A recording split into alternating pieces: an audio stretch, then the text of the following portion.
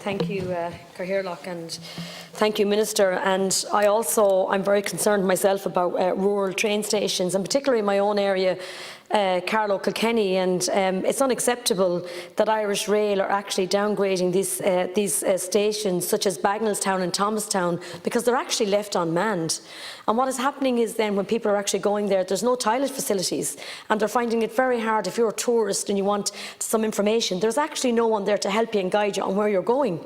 And this is unacceptable. And while we speak about, all the funding that's there, and that's welcome, but I always feel rural Ireland is never as much a part of what it should be in reality.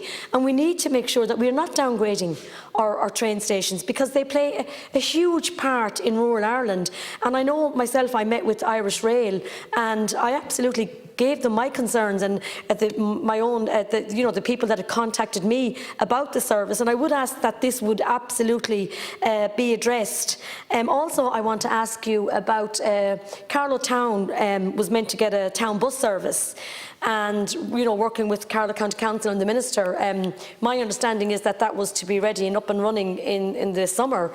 And Minister, tomorrow is the 1st of June, and I just have concerns about what is the time scale, and I would ask that you would come back to me on this. I know the funding is there. I have been told that from Minister Eamon Ryan himself that the funding is there, and I do really welcome that.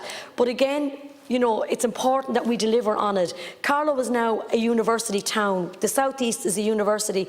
It's great to have the university, and we need to have, proper transport there.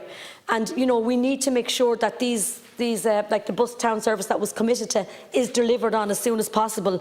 And I also just want to speak to you about, and I think look, what happened the weekend at Dublin Airport was absolutely unacceptable.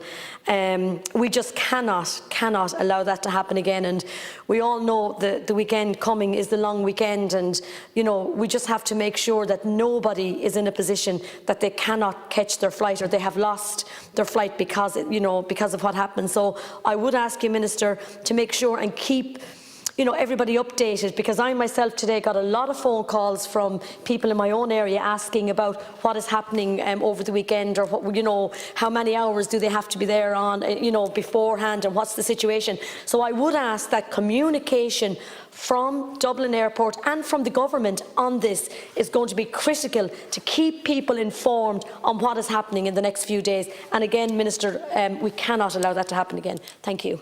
Thank you, Deputy.